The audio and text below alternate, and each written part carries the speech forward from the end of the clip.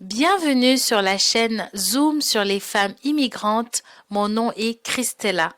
Aujourd'hui, je vous invite à découvrir l'entrevue que j'ai réalisée avec le docteur Jean-Marie Nzana, qui est actuellement le président de la Fédération africaine du Canada, ou la Maison de l'Afrique, comme il aime si bien le dire. Dr Nzana a lancé un appel à la jeunesse afrodescendante. Il les encourage à croire en leurs rêves, à développer leur plein potentiel et à atteindre les objectifs qui se sont fixés. Bon visionnage.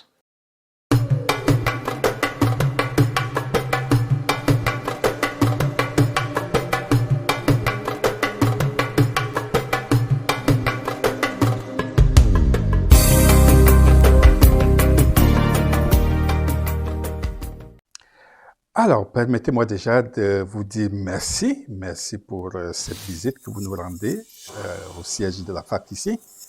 Le docteur Jean-Marie Florian Nzana, c'est le président de la Fédération africaine du Canada, la FAC, cette organisation-là qui ambitionne de mobiliser, de fédérer toutes les forces vives de la communauté africaine au Canada. Nous voulons vraiment voir toute notre communauté au sein de cette même famille, parce que c'est en étant ensemble que nous allons être forts, que nous allons pouvoir soulever les montagnes. Fini l'époque où nous travaillions en silo, chacun dans son petit coin. Maintenant, il est venu le temps pour que la communauté africaine du Canada, comme les autres communautés, se mettent ensemble, travaillent ensemble, regardent dans la même direction. Donc, voilà un peu ce que nous faisons à la FAC. Voilà la mission que s'est donnée le docteur Jean-Marie Florian Nzana avec une équipe de jeunes dynamiques, de jeunes Africains dynamiques. Nous avons également des aînés parmi nous, une équipe d'aînés, d'anciens qui veulent nous épauler dans cette mission noble de fédérer les forces vives de notre communauté. Alors, le docteur Jean-Marie Florian Nzana est enseignant, chargé de cours à l'époque à l'Université du Québec à Trois-Rivières, où j'enseignais le management des organisations. Actuellement, le docteur Jean-Marie Florian Nzana, compte tenu de la pénurie de la main-d'œuvre dans les écoles secondaires, va donner des cours de mathématiques, de sciences, de français dans les écoles secondaires. Et le docteur Jean-Marie Florian Nzana a décidé de lancer une école, l'Institut canadien de la finance durable. Comme vous le savez, le développement durable est aujourd'hui au cœur de toutes les activités.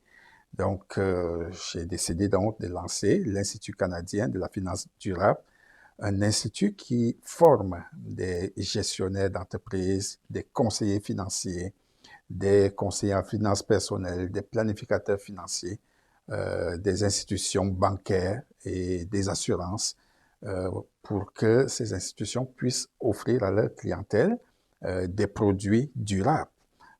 Fini l'époque où on courait derrière le profit. Il est question aujourd'hui de courir derrière le profit, mais tout en préservant notre planète. Donc voilà une école vraiment qui vient à point nommé pour combler un vide qui jusque-là n'était pas comblé. Alors, je vais vous parler de ma contribution déjà personnelle. Elle part du domaine politique d'abord, où j'ai été plusieurs fois candidat aux élections. J'ai été candidat aux élections fédérales avec Force et démocratie. Par la suite, au niveau provincial, j'ai été candidat indépendant à un moment donné où j'avais estimé que la communauté africaine méritait d'être représentée à l'Assemblée nationale du Québec. Il n'est pas normal qu'une communauté aussi forte comme la nôtre, près de 400 000 membres au Québec, ne soit pas représentée à l'Assemblée nationale. Il n'y a personne qui parle pour nous, il n'y a personne qui parle pour nos aînés, il n'y a personne qui parle pour nos enfants. Donc, j'avais estimé en 2018 de me porter comme candidat indépendant à Montréal-Nord. Ce fut une très belle campagne. On n'a pas gagné, mais au moins on s'est fait entendre. Et c'est un projet qui n'est pas mort, puisque ce projet nous a même permis de nous rendre compte que nous pouvions nous aussi créer un véhicule politique, un parti politique. Québec pour tous est en voie d'être créé.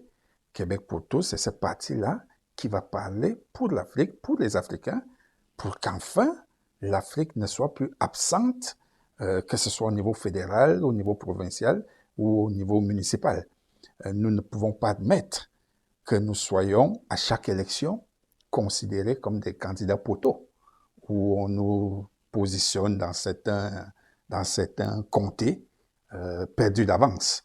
Alors, pour faire bonne figure, on va installer un ou deux candidats par-ci et là, sachant très bien qu'ils n'ont aucune chance. Alors, il est temps que nous, en tant que communauté, que nous comprenions que nous sommes une force qui s'ignore encore jusqu'à présent, mais une force qui, lorsqu'elle prendra conscience qu'en se mobilisant, en travaillant ensemble, elle peut aller loin, elle peut soulever des montagnes. Donc voilà l'une des contributions.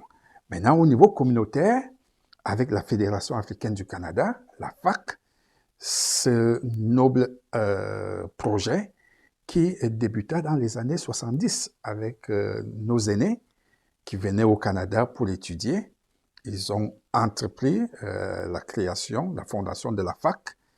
Mais comme vous savez, à l'époque, à chaque fois qu'ils étaient arrivés au terme de leurs études, ils devaient rentrer dans leur pays respectif. Et ainsi de suite, la FAC naissait et chutait, et naissait et chutait. Mais depuis 2015, avec une équipe de jeunes Maliens, Tchadiens, Togolais, Camerounais, Burkinabés, Ivoiriens, nous avons décidé de prendre le taureau par les cornes et de faire de la FAC ce que vous pouvez vous-même constater aujourd'hui. La FAC a désormais un siège. Les Africains ont désormais un espace pour penser, pour réfléchir, pour mettre ensemble leurs forces afin de devenir cette force qu'ils méritent être.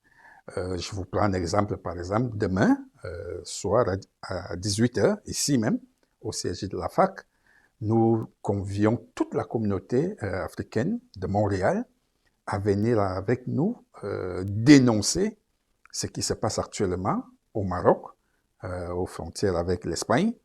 Vous êtes au courant qu'il y a eu un massacre, un véritable massacre, où on tire à bout portant sur des individus, des hommes, comme des bêtes sauvages. C'est incompréhensible, c'est inadmissible. Et personne n'en parle. Aucun média n'en parle. Radio-Canada n'en parle pas. TVA n'en parle pas. Mais tous les jours, on nous fait le bilan des morts en Ukraine, ce que nous déplorons. Parce que toute vie a une valeur. Toute vie mérite d'être protégée. Alors, nous ne comprenons pas que d'un côté, qu'il y ait des tirs à bout portant sur des êtres humains qui ne demandent qu'une seule chose, traverser la Méditerranée pour aller trouver de meilleures conditions de vie de l'autre côté. Et pourquoi ils veulent traverser pour aller trouver de meilleures conditions de l'autre côté? Ce n'est pas parce qu'ils aiment tellement l'Occident, mais c'est parce qu'ils sont paupérisés dans leur pays d'origine. Parce que leurs ressources naturelles sont pillées, volées, détournées par les grandes compagnies occidentales. Alors, qu'est-ce que cette jeunesse-là doit faire? Elle est obligée de se jeter dans les mers, dans le désert, pour espérer rejoindre l'Occident. Et qu'est-ce qui leur arrive? On tire sur eux comme des bêtes sauvages, on les abat en mondovision. Il n'y a personne qui en parle. Donc, demain soir, ici à la FAC, nous allons nous mobiliser. Nous appelons vraiment toute la communauté africaine, tous les présidents des associations par pays que nous avons déjà réussi à mobiliser ici au sein de la FAC, tous les anciens, toutes les anciennes, la jeunesse africaine, de nous rejoindre ici pour dénoncer cela. Nous allons rédiger une pétition. Nous allons nous adresser aux autorités canadiennes. Nous allons nous adresser au secrétaire général de l'ONU pour l'interpeller afin qu'une enquête soit menée immédiatement et que les coupables soient sévèrement punis. Donc voilà à peu près des contributions que nous faisons. Nous voulons être cette voix des sans-voix, la voix des sans-voix africains, Hein, ces Africains qui sont marginalisés, abandonnés à eux-mêmes. Donc personne n'en parle, des souffrances, des combats au quotidien pour survivre. Donc la FAC, la Fédération africaine que je préside, se veut vraiment cette voix des sans-voix. Alors, je vous dirais que la première clé de succès, c'est la motivation, c'est l'amour de sa patrie, c'est l'amour de sa nation, la nation québécoise, la nation canadienne, la nation africaine. C'est l'amour de ces nations-là qui m'anime. C'est cet amour-là qui, lorsqu'il vous touche, il brûle en vous, il vous allume. Vous n'avez qu'une idée en tête, c'est de faire le bien, c'est d'amener votre communauté à un autre niveau. Voyez-vous, un soir comme celui-ci, j'aurais pu être assis chez moi, en train de siroter du champagne, en train de regarder la télévision, mais je suis au siège de la FAC, après une longue journée de travail, pour parler Afrique, pour parler Canada, pour parler Québec, pour parler de notre communauté, pour réfléchir sur les voies et moyens d'amener cette communauté à prendre conscience, à se réveiller, à prendre son destin entre ses deux mains, pour que désormais que les choses ne soient plus comme au 10e ou au 15e siècle. Nous sommes au 21e siècle. Nous avons tout ce qu'il faut. Nous sommes formés, nous sommes éduqués, nous sommes des travailleurs. Mais qu'est-ce qui nous empêche de décoller? Qu'est-ce qui nous empêche d'être cette communauté-là qui a des écoles, qui a des hôpitaux, qui a des centres de recherche? Il est temps que nous travaillons ensemble, que nous nous levons comme un seul homme, que nous marchons main dans la main, que nous combattions cette maladie d'ego qui nous détruit. L'ego, le désir de paraître, d'être celui-là qu'on voit, celui-là qu'on entend. Arrêtons cela, chers frères et sœurs. Comprenons que si nous voulons vraiment que notre Afrique, notre communauté au Canada soit respectée et respectable, il est temps qu'on abandonne nos luttes de personnes, nos luttes d'ego.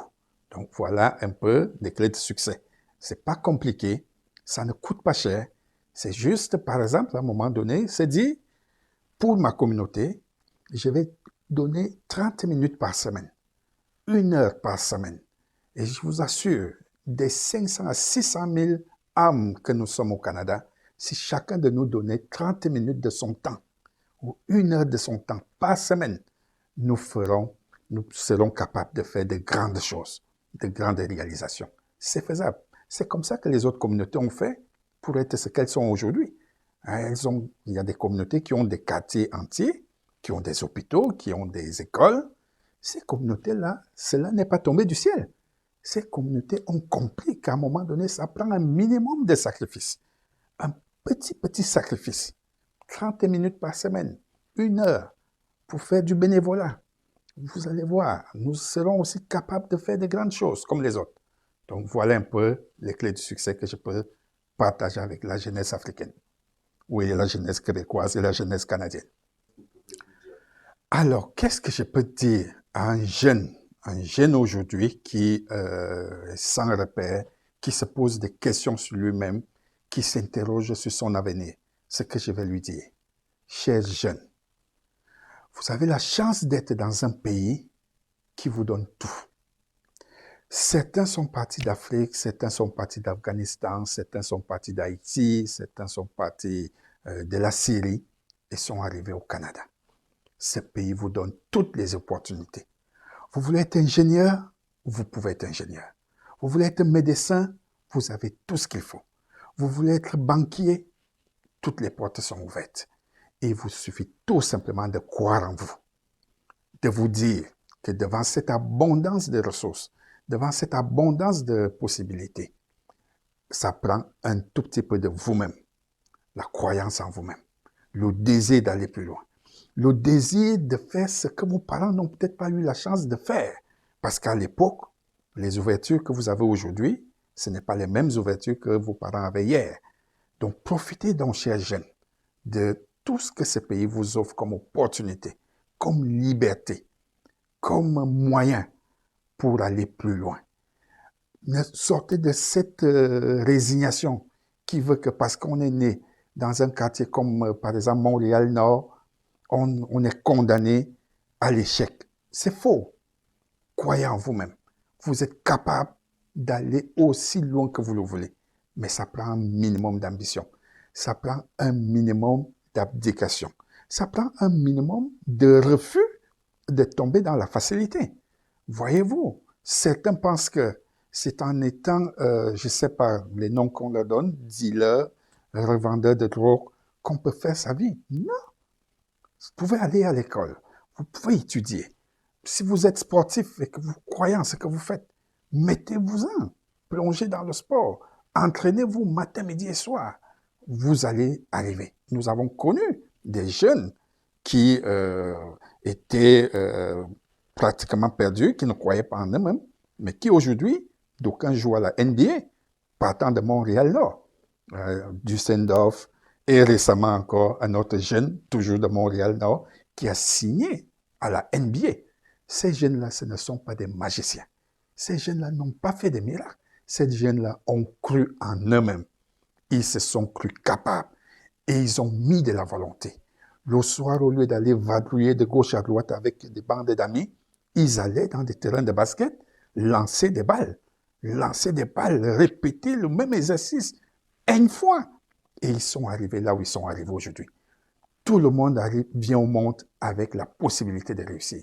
Et c'est le message que je voudrais vous envoyer, chers jeunes. Croyez en vous, croyez en vous-même. Nous qui sommes vos parents, ça n'a pas été facile pour nous. Ça n'a jamais été facile pour nous. Personne ne nous a rien donné dans ce pays sur un plateau d'argent. Nous nous sommes battus. Nous sommes allés cueillir des pommes. Nous sommes allés sacler de l'herbe. Nous avons travaillé dans les manufactures. Mais nous sommes allés à l'université. Nous sommes allés chercher les hauts diplômes. Aujourd'hui, je suis docteur en gestion. Quand j'ai arrivé au Canada, j'avais une maîtrise. J'aurais pu me dire, avec ma maîtrise, j'ai fait trop d'études comme ça y est. Mais je me suis dit, mais non, dans ce pays, pour avoir ma place au soleil, sous le soleil, il faut que j'aille chercher plus. Il faut que j'aille conquérir d'autres titres, d'autres formations. Aujourd'hui, je suis fier du peu que j'ai pu faire et je voudrais que cela serve d'exemple à la jeunesse. Oui, tout le monde ne peut peut-être pas faire des études, tout le monde ne peut peut-être pas faire du sport, mais tout le monde peut croire en ce qu'il aime faire. Et c'est le message que j'ai pour vous aujourd'hui, chers jeunes. Croyez en vous-même, faites ce que vous aimez, faites ce qu'il y a de bien et vous irez loin.